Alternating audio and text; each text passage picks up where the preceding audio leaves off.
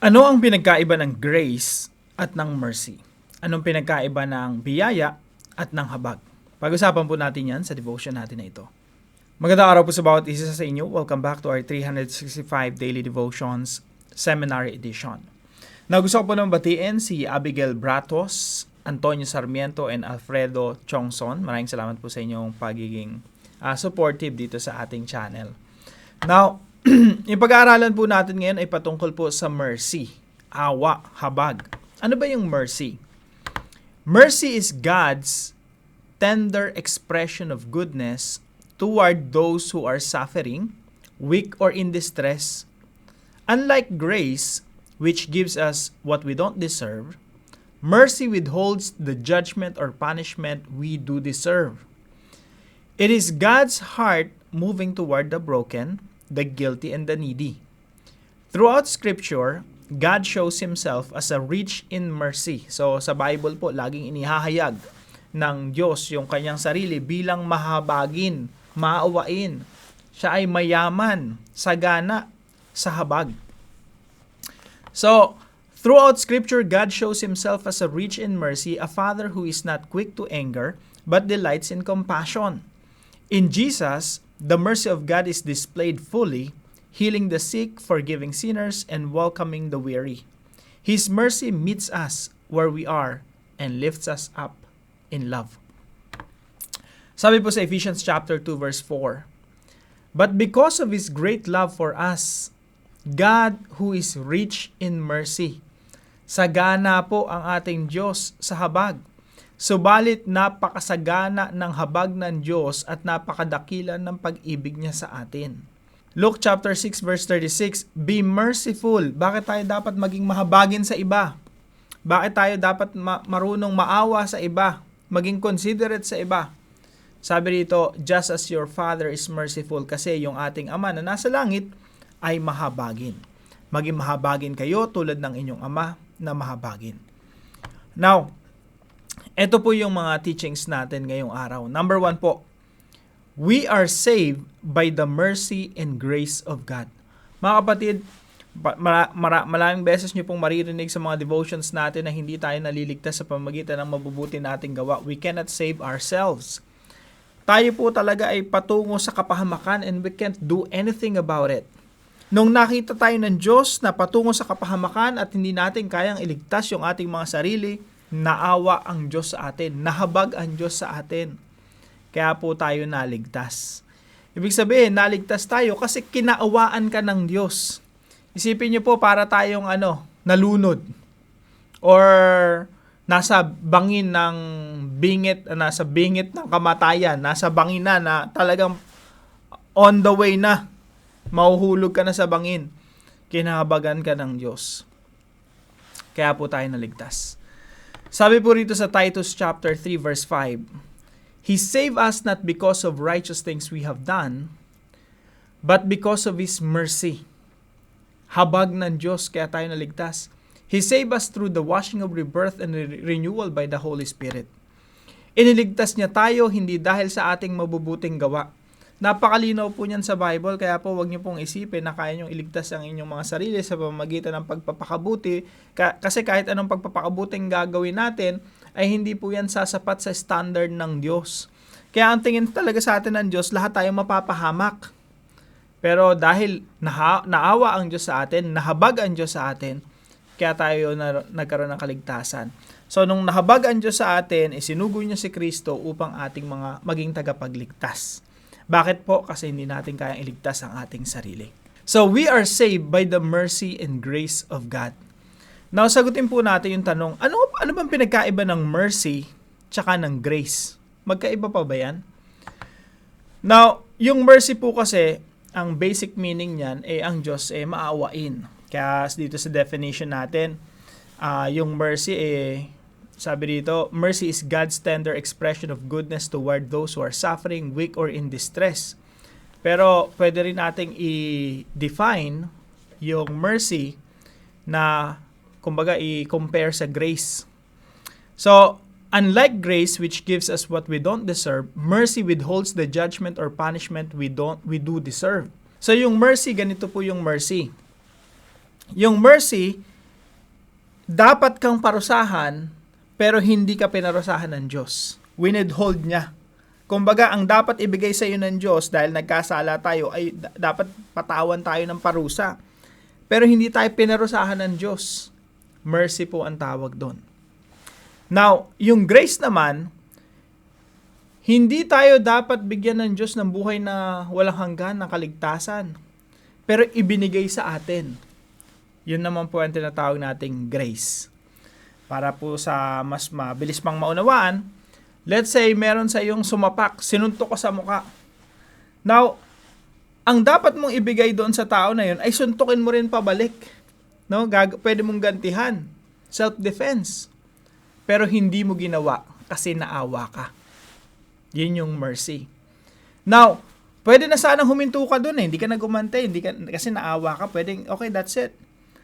Kaso ang ginawa mo, humugot ka pa ng pera, binigyan mo ng pera yung tao, binigyan mo pa ng tinapay, binigyan mo ng malamig na tubig. Hindi siya karapat-dapat sa ganoong treatment, pero trinato mo ng mabuti, ng maganda. Ang tawag doon ay grace. Mercy, hindi mo sinuntok pabalik kasi naawa ka. At the same time, binigyan mo pa ng tulong yung taong nanakit sa'yo. Grace yun. So tayo po naligtas sa pamamagitan ng mercy and grace ng Diyos. Naawa yung Diyos sa atin, kaya hindi niya tayo pinarusahan. Pagkatapos nun, inampun niya tayong bilang mga anak, ginawa niya tayo ng kabutihan, binigyan tayo ng buhay na walang hanggan, at isasama niya pa tayo sa langit, sa perfect world, forever and ever, bilang mga anak ng Diyos. Ang tawag po doon ay grace. Yan po ang nagligtas sa atin, mercy and grace. Pangalawa po, we can appeal to God who is rich in mercy. Dahil ang Diyos po ay mahabagin, pwede talaga tayong lumapit sa Diyos sa panalangin. Lord, I appeal to you as my merciful Father. Yung Diyos laging nahahabag sa atin. Lalo na pag dumadaing tayo sa Panginoon, sasabihin, Lord, naghihirap po ako, ang sakit po ng nararamdaman ko, nasaktan po ako ng ibang tao, sinaktan ako ng kaibigan ko, asawa ko, kung sino man. Kung duguan man ang puso mo, tumakbo kay Lord. At sa Panginoon, makakasumpong ka ng habag. Ang Diyos ay mahabagin. So, pag nagkasala naman tayo, may ginawa tayong mga maling mga kasalanan laban sa Diyos, pwede kang mag-appeal sa mercy ng Diyos. Sabi mo, Lord, I deserve to be punished. I deserve to experience hardships. Pero Lord, please, wag niyo naman po akong parusahan. Wag niyo naman po akong patawan ng paghihirap. Pwede niyo po ba, Lord, ipakita niyo po sa akin yung inyong awa. Hindi po ako karapat-dapat, pero I appeal to your mercy. So, pwede po yun, no? We can appeal to God who is rich in mercy. Number 3 po, we have an obligation to show mercy to others.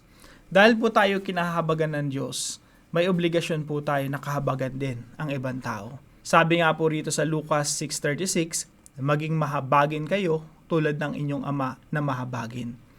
Meron pong istorya dyan na parable na sinabi ang ating Panginoon Jesucristo kay Pedro. Sabi ni Pedro, ilang beses ko bang patatawarin yung mga nagkakasala sa akin? 7 times ba? Sabi ni Jesus. Anong 7 times? 70 times 7. Basically, sinasabi ni Jesus, infinite. Huwag ka na magbilang. Tapos sinabi ni Jesus Christ, sapagkat ang kaharian ng langit ay katulad nito. Nagkwento siya ng isang parable. Sabi niya, merong isang hari, tapos meron siyang alipin. Yung alipin na yun, ang utang sa kanya, milyong piso. Now, hindi siya makabayad, humihingi siya ng habag doon sa hari. Sabi niya, kahabagan niyo po, kaawaan niyo po ako, bigyan niyo pa ako ng panahon. Yung hari nahabag doon sa alipin. At sinabi ng mahal na hari, okay, sige, absuelto ka na. Wala ka ng utang, lumaya ka na. Now, ang problema, etong unmerciful servant na ito, nakasalubong niya yung may utang sa kanya. Ang utang sa kanya, daang piso lang, no? Ang utang niya, milyon, pinatawad, kinancel. Pero siya, sinakal niya yung kapwa niya alipin at sinabi niya, magbayad ka, papakulong kita, pinakulong niya hanggang sa makabayad. Now, yung mga alipin ng hari, samahan ng loob. Grabe naman tong alipin na to. Pinatawad siya, kinancel yung kanyang pagkakautang. Hindi na nga naibenta yung mga anak niya, yung asawa niya, hindi na rin siya naibenta para makabayad. Talagang kinancel. May mercy, may grace. Pero itong tao na ito, unmerciful. Walang awa. Tumanggap ng awa pero hindi na awa sa iba. Kaya nagsumbong yung mga alipin. At ito po yung nangyari. Sabi nung hari sa kanya, napakasama mo. Pinatawad kita sa utang mo sapagkat nagmakaawa ka sa akin. Naawa ako sa iyo. Hindi ba't dapat ka rin sanang nahabag sa kapwa mo? Yan po yung sinasabi sa atin ng Panginoon ngayon. Pinatawad niya tayo, kinancel yung ating pagkakautang, yung kasalanan. Bayad yun lahat. Binayaran ng Panginoong Jesucristo. Hindi na tayo pinagbayad, kinancel na. Pinatawad na tayo. Kinahabagan tayo ng Diyos. Sabi rito, dapat mahabag din tayo sa ating kapwa. So we have an obligation. Obligasyon po natin nakahabagan ng ibang tao kung paano tayo kinahabagan ng Diyos. We have an obligation to show mercy to others. Kaya po yung unang application natin na ito, align your life with God's merciful nature. Yung Diyos po natin mahabagin. Kinahabagan tayo. Kinaawaan tayo ng Diyos kaya iniligtas niya tayo sa pamamagitan ng Panginoong Jesucristo. Now tayo po na dumanas ng habag ng Diyos, i-align natin yung ating sarili sa Kanya. Kaya po sabi rito sa Luke 6:36, be merciful just as your Father is merciful. Tanong, ikaw ba ay mahabagin katulad ng ating Ama na nasa langit? Point number 2, apply mercy when treated unfairly. Trinato ka na unfair. Inalipusta ka, kinutsako-tsaka ka, niloko ka, ginancho ka, at nilamangan ka ng kapwa mo. Unfair yung treatment sa'yo. Apply mercy. Ano po, magandang principle to eh. May mga kilala kasi akong tao. Yung kinawawa sila ng ibang tao, inalipusta sila, nilamangan ng ibang tao, pero imbis na maawa sa sarili, sila pa yung naaawa sa mga nanlalamang sa kanila. Grabe yung mentality, no? Ang tingin nila sa mga nanlalamang, kawawa ka naman. Hindi na kita gagantihan, wala na akong gagawin sa'yo kasi naawa ako sa'yo. Mabuti ng lamangan kaysa manlamang kasi nakakaawa yung mga nanlalamang ng kapwa. Nakakaawa yung mga nananakit ng kapwa. Apply mercy when treated unfairly. And number 3 po, appeal to God's mercy and grace. Sa ating pong pananalangin ngayong umaga, no, after this devotion, lapit tayo sa Panginoon. Sabi natin sa Kanya, Lord, I appeal to your mercy, to your grace. Kayo po yung mahabagin sa lahat. Ang dami kong pagkukulang, dapat nyo nga ang parusahan, pero Lord, I appeal to your mercy and give me your grace. Lord, ibigay niyo po sa akin kahit yung mga bagay na hindi ko deserve. Alam kong hindi ako karapat-dapat sa kabutihan niyo, sa pagpapala ninyo, pero thank you kasi willingly ibinibigay niyo po sa akin ang inyong pagpapala kahit hindi po ako karapat-dapat. Mga kapatid, wala ni isa man sa atin na makapagsabi rito na karapat-dapat akong pagpalain ni Lord. Wala. Lahat ng natatanggap natin ay biyaya, grace. Dahil ginusto ng Diyos, nahabagan Diyos sa atin at binigyan niya tayo ng biyaya, mga pagpapala na hindi tayo karapat-dapat tumanggap. We can appeal sa ating Panginoon. Lord, I appeal to your mercy and grace.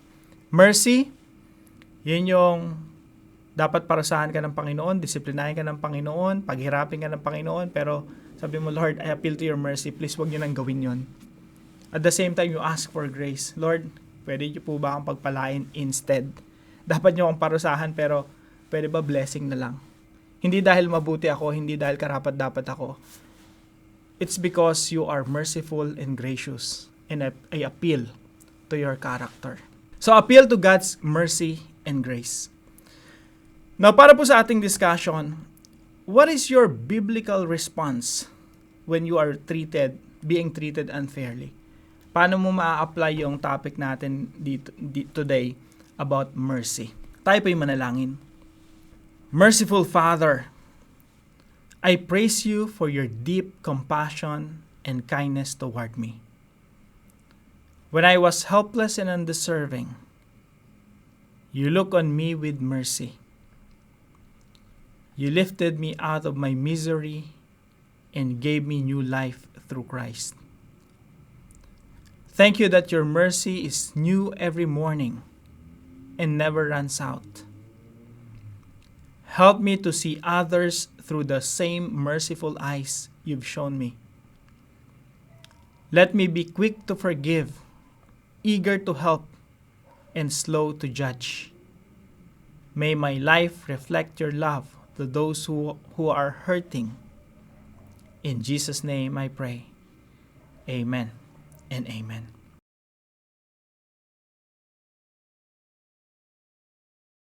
Maraming salamat po kay Brother Josefino na partner po natin para sa devotion natin na ito. Patuloy kang pagpalain ng ating Panginoon. At kung meron po kayo natutunan sa devotion natin na ito, ipalam nyo lang po sa comment section right below this video. And please don't forget to share this devotion to your family and friends. Magandang umaga po mga kapatid. See you po tomorrow 5 a.m. dito sa ating Daily Devotions.